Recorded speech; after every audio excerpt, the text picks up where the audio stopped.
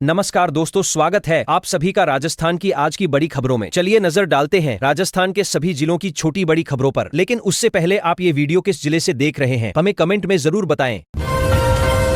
राजस्थान उच्च न्यायालय ने सब इंस्पेक्टर भर्ती परीक्षा को पूर्ण रूप से रद्द कर दिया है। अदालत ने व्यापक पेपर लीक और अनियमितताओं को इसका आधार माना है। इस सख्त फैसले से प्रदेश में निष्पक्ष भर्ती की उम्मीद कर रहे युवाओं को एक नई दिशा मिली है। न्यायपालिका का ये कदम राज्य में एक पारदर्शी और साफ सुथरी व्यवस्था स्थापित करने में अहम साबित होगा।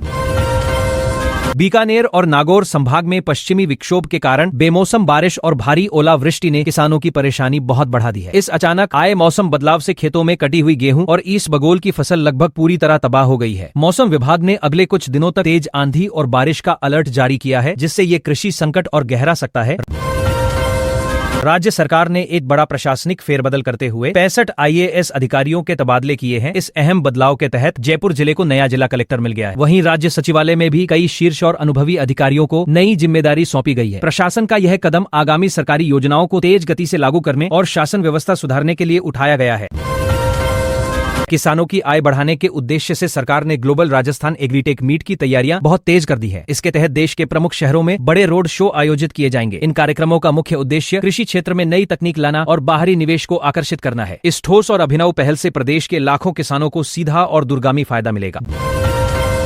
जोधपुर पुलिस और एंटी गैंगस्टर टास्क फोर्स ने बड़ी कार्रवाई करते हुए अवैध ड्रग्स फैक्ट्री का भंडाफोड़ किया है। एक पॉश सोसाइटी में चल रही इस फैक्ट्री से करोड़ों रुपए की सिंथेटिक ड्रग्स और खतरनाक केमिकल बरामद हुए हैं। प्रशासन ने मामले में मुख्य आरोपियों की पहचान कर ली है और उनकी तुरंत गिरफ्तारी के लिए पूरे इलाके में लगातार और सघन छापेमारी अभियान चलाया जा रहा है। शिक्षा क्षेत्र में सरकार ने निजी स्कूलों की मनमानी रोकने के लिए बेहद सख्त कदम उठाए हैं। हर ब्लॉक स्तर पर 3 सदस्यों वाली विशेष निगरानी टीम का गठन हुआ है। यह टीम उन स्कूलों पर पैनी नजर रखेगी जो अभिभावकों पर खास दुकानों से महंगी किताबें और यूनिफॉर्म खरीदने का दबाव बनाते हैं। इस अहम और कड़े फैसले से लाखों मध्यम वर्गीय अभिभावकों को बड़ी राहत मिलेगी। शुभ शक्ति योजना के तहत हजारों पंजीकृत श्रमिक परिवारों की बेटियों के बैंक खातों में सहायता राशि भेजी गई है। इस कल्याणकारी योजना में लड़कियों को उच्च शिक्षा और व्यवसाय के लिए 55,000 रुपए की सीधी आर्थिक मदद दी जाती है। प्रशासन का ये लगातार प्रयास बाल विवाह रोकने और महिला सशक्तिकरण को मजबूत दिशा देने में बहुत ही अहम और सार्थक भूमिका निभा रहा है। पुष्कर में रावणा राजपूत समाज की एक विशाल और ऐतिहासिक महापंचायत आयोजित की गई। इस बड़े सम्मेलन में पूरे राजस्थान से समाज के प्रमुख नेताओं और लोगों ने भारी संख्या में भाग लिया। कार्यक्रम का मुख्य उद्देश्य समाज की राजनीतिक और सामाजिक मांगों को सरकार के सामने मजबूती से रखना था, जिससे आगामी स्थानीय चुनावों में उनकी ठोस और निर्णायक राजनीतिक भागीदारी सुनिश्चित की जा सके। जालोर जिले में रीट परीक्षा में बड़े फर्जीवाड़े का पुलिस ने सफलतापूर्वक भंडाफोड़ किया है। डमी अभ्यर्थियों को बैठाकर सरकारी नौकरी हासिल करने के गंभीर आरोप में 32 लोगों के खिलाफ मुकदमा दर्ज हुआ है। पुलिस की विशेष टीम ने इस पूरे अवैध नेटवर्क को जड़ से तोड़ने के लिए सघन छापेमारी शुरू कर दी है, जिससे शिक्षा माफियाओं में भारी हड़कंप और खौफ मच गया है।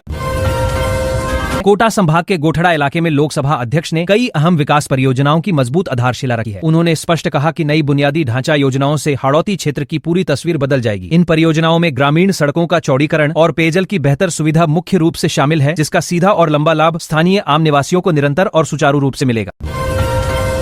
मौसम विभाग ने भरतपुर और अजमेर संभाग सहित 18 जिलों के लिए येलो अलर्ट जारी किया है। प्रशासन ने अगले 48 घंटों तक तेज आंधी और भारी बारिश की गंभीर चेतावनी दी है। आम जनता से विशेष अपील की गई है कि वे बिना किसी अत्यंत आवश्यक कार्य के घरों से बाहर बिल्कुल ना निकलें और सुरक्षित पक्के स्थानों पर ही अपना बचाव अच्छी तरह सुनिश्चित करें।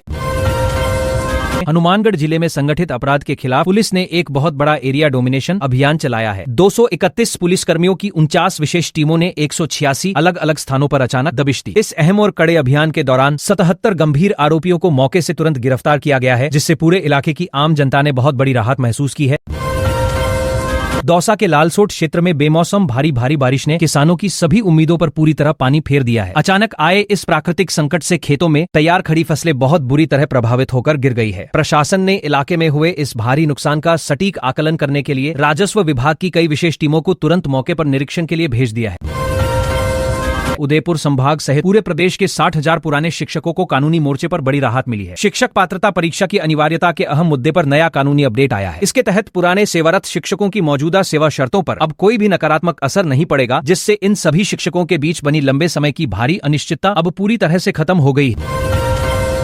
सीकर जिले के मुख्य कचरा डंपिंग यार्ड में अचानक भीषण आग भड़क उठी। आग की खतरनाक लपटें करीब 30 फीट ऊपर तक बिल्कुल साफ दिखाई दी। इस हादसे में कचरा निस्तारण के लिए लगाई गई 2 बेहद महंगी कंपोस्टिंग मशीनें जलकर राख हो गईं। मौके पर तुरंत पहुंची कई दमकल की गाड़ियों ने घंटों की भारी मशक्कत के बाद इस भयंकर आग पर पूरी तरह काबू पा लिया है।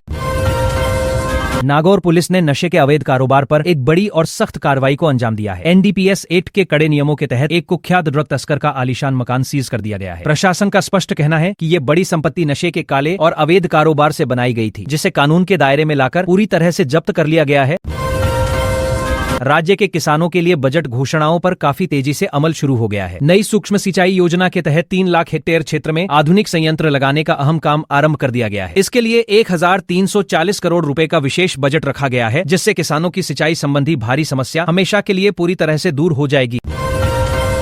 चुनावी ड्यूटी के चलते प्रशासन ने 5 वरिष्ठ आईएएस अधिकारियों को अतिरिक्त प्रभार सौंप दिया है। जोधपुर और जैसलमेर से लेकर बूंदी तक ये बड़ा फेरबदल हुआ है। अधिकारियों के चुनाव पर्यवेक्षक बनने से खाली पड़े पदों पर नई व्यवस्था तुरंत लागू की गई है। सरकार का यह अहम फैसला सुनिश्चित करता है कि आम जनता के आवश्यक सरकारी कार्य इस दौरान बिल्कुल भी प्रभावित न होने पाए।